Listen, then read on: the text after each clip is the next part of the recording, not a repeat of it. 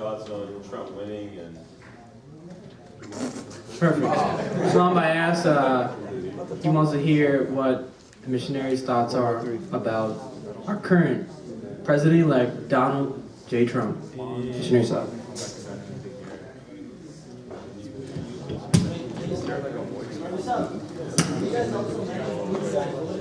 I think next question should be. That's a personal choice, right? Jerry, we don't discuss that. I think we should ask our immigration. All right, Bismillahirrahmanirrahim. Yeah, no, I mean, I'm not going to really mention who I voted for.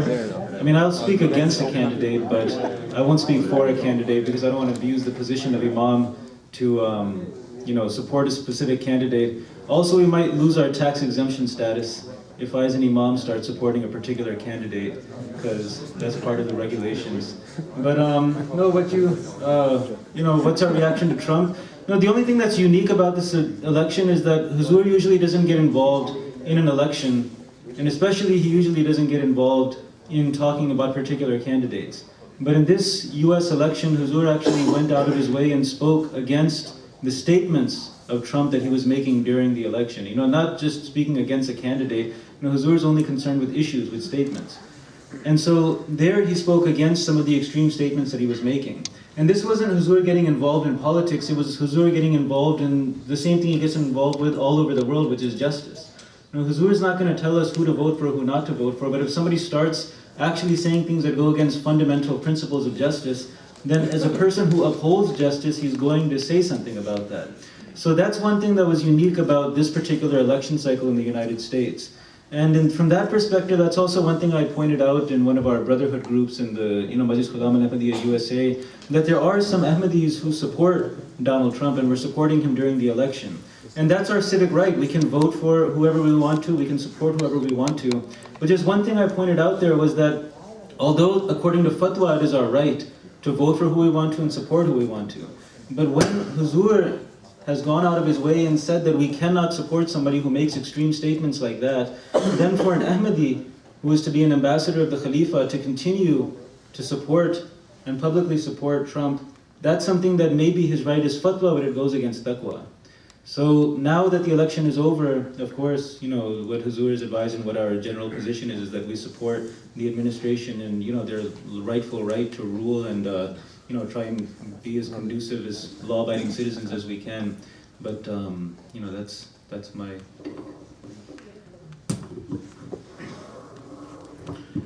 So first of all, I can't vote because I'm a Canadian citizen and I'm here on a work permit, so that makes it easier for me. But from Rizwan Saab's perspective, I think he's absolutely right. One thing that we have to understand is as a Jamaat, we don't deal with politics per se.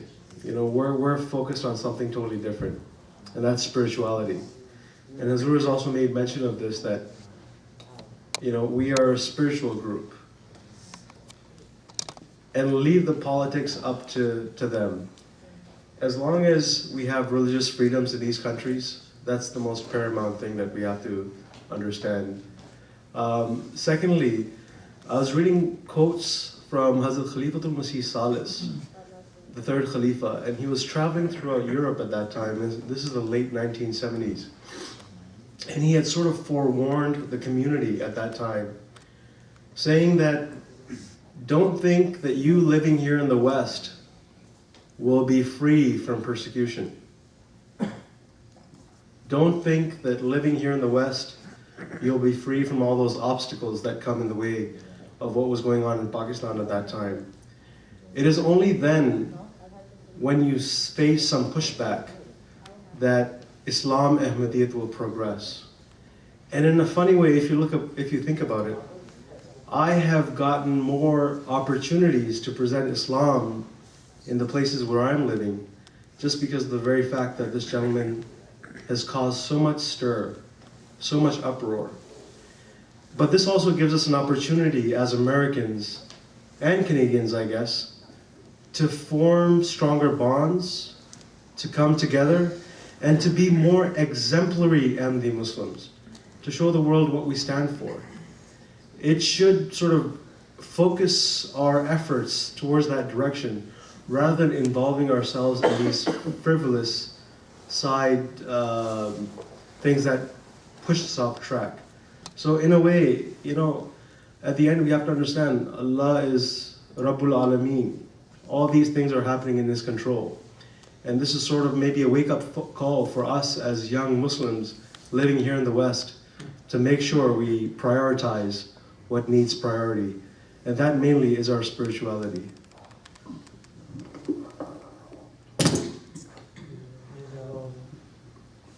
I know you guys are all tired, but you know, we're in the same boat as you. So you can ask. Ask another. You guys have been serving for a few years now in the U.S. What's the biggest, some weaknesses that you see in our youth, some strengths, and what do we need to do moving forward?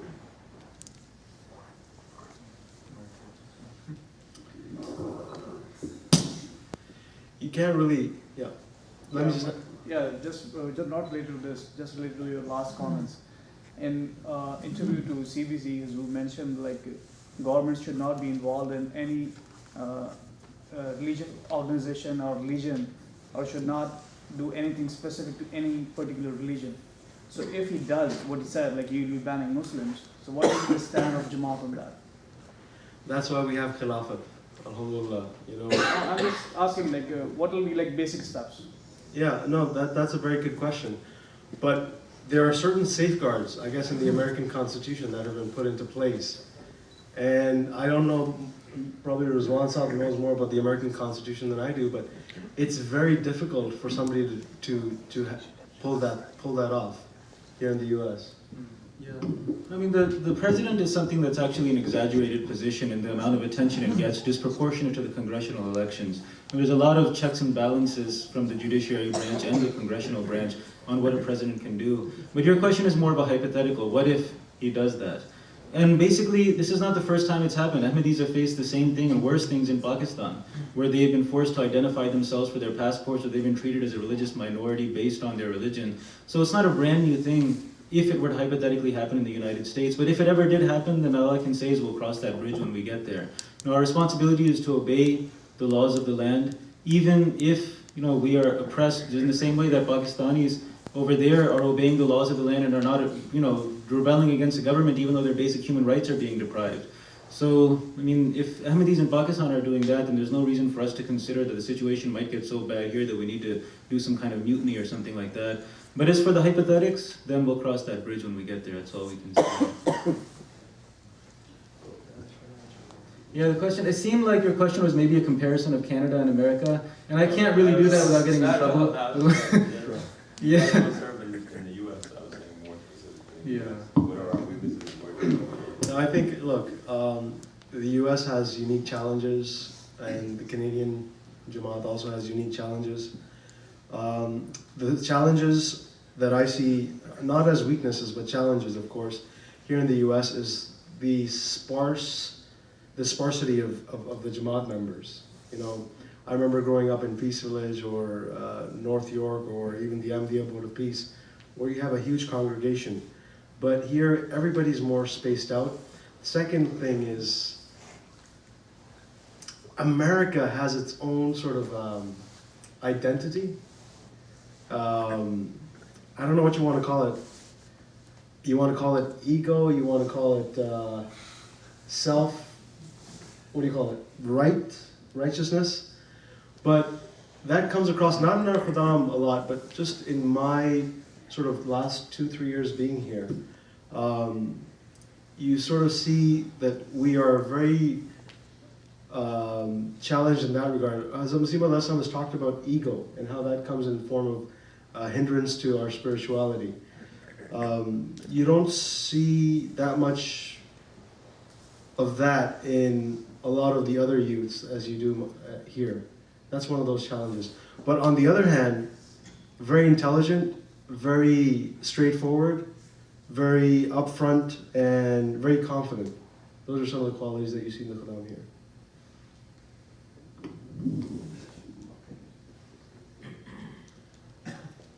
What are some of the blessings that you've seen as a missionary for both of you guys? Like, obviously, you guys have been serving, so maybe with Khalifa Buck or just in the past few years.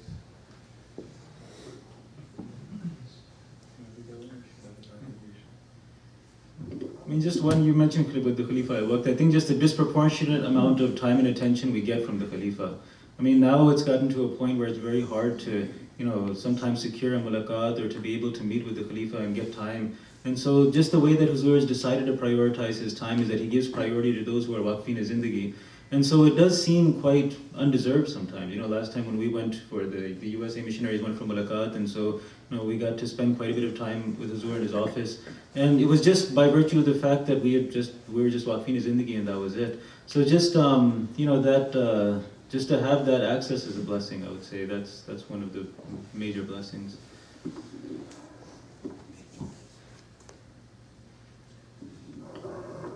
One of the other blessings, is that you get an opportunity throughout your life to experience Allah's hand in working in very mysterious and hidden ways, you know.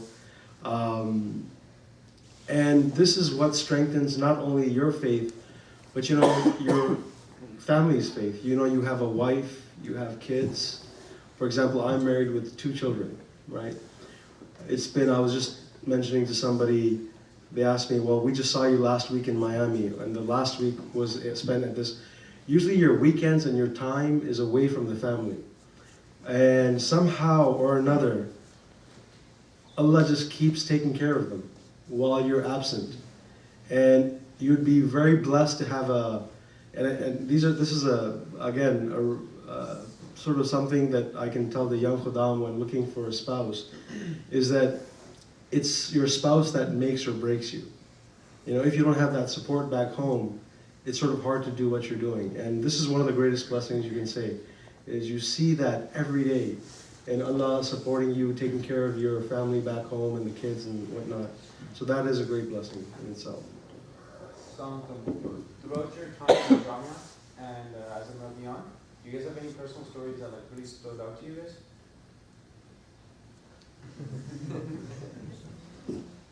I think it's the Jamia guys that are laughing, right? I don't know, that's a general question. I've mostly blocked out my memories of the past. So Jamia is very interesting. You know, you don't appreciate it when you're going through it. It sort of toughens you as you go along. It's unlike any other, I don't know how it is now, it might be a bit more relaxed or a bit more strict, but going through it was a challenge. And I remember we were, 28 in or close to 30 in our class? 28. And there were only 7 or 8 that made it through. No, 14. 14? Yeah, Blackhawk. No, but I didn't graduate with you guys, right? Yeah, exactly. Right, so I'm talking about my class. You were in the same Yeah. Jamia. So, You were in the same Jamia, right? yeah, we were in the same job, but the thing is, it's a bittersweet experience, right? You have some teachers that are really rough and tough on you because they wanna make you into the person that you are. You go through a lot of different experiences, but when you get out of it, it's all like Rizwan Bhai said. Maybe he blocked out his memory of it, but I truly cherish, and I still to this day keep contact with, you know, my professors back there, Chima Saab and Jadi Hadili Saab, and all those individuals. So it's sort of like, in a way, training camp, if you will. And to be honest with you, you don't need the 7 years to study what you do in Jamia. You can pick up those books on your own and finish the course in a matter of 3 or 4 years, depending on how proficient you are. The reason they have 7 years is sort of, I guess, to break you and then mold you and then shape you out to be what you're supposed to be, I guess. Yeah, so just a question with some light mood. What's the eligible age of getting married? And second, in Canada we have constitution, like you can get married only once, right? So if you need to get married second time, so what's the process? So the legal age of getting married in Islam is you just have to be baligh. The term that's used according to Sharia, you have to be baligh and aqil. You have to be mature and of sound mind. Now everybody matures at a certain age, so it's dependent on that person. As far as the second marriage is concerned, you have to obey the laws of the land, right? No, but how you can do it? Like if like.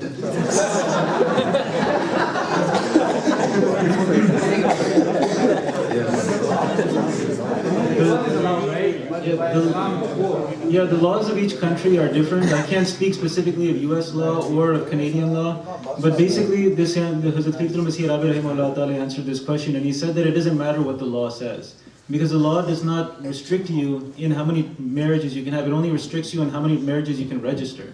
But the law makes no objection to you having 10 or 20 girlfriends. So as far as Islamic law is concerned, then your wife, if she's in a nikah, then she's a marriage, she's your wife. Whether the government recognizes her as being a registered wife or not is irrelevant. We Islamically have to do justice to however many wives we have.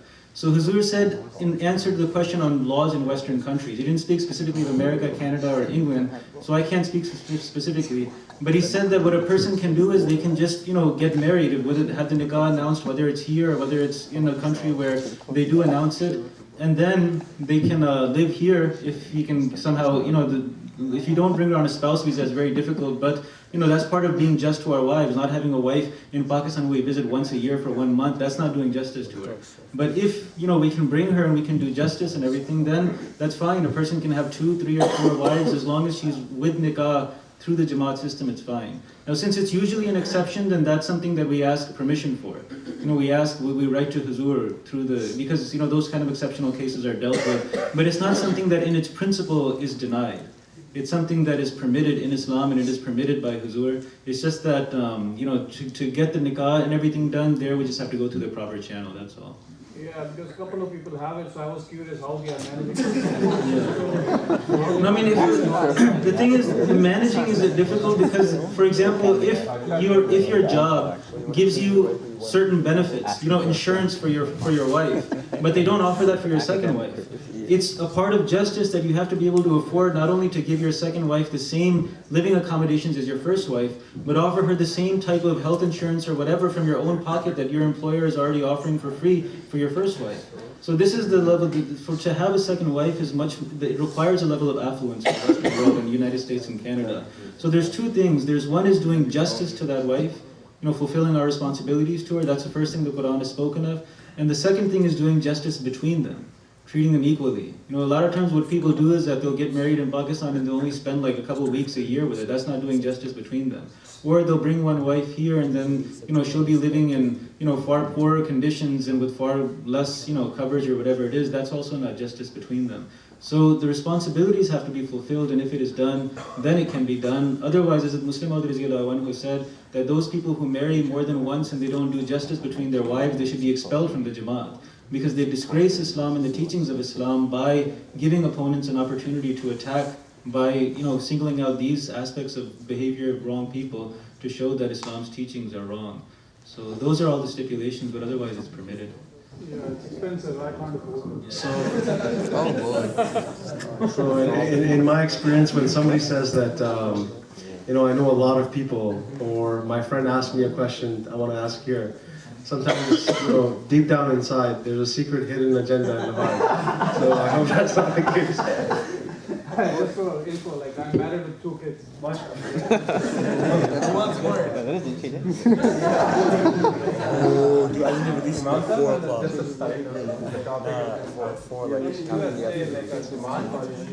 Someone is hidden, right? They have some hidden stuff. You have to provide the court marriage to get nikah here, right? Yeah, to get the court marriage is a prerequisite.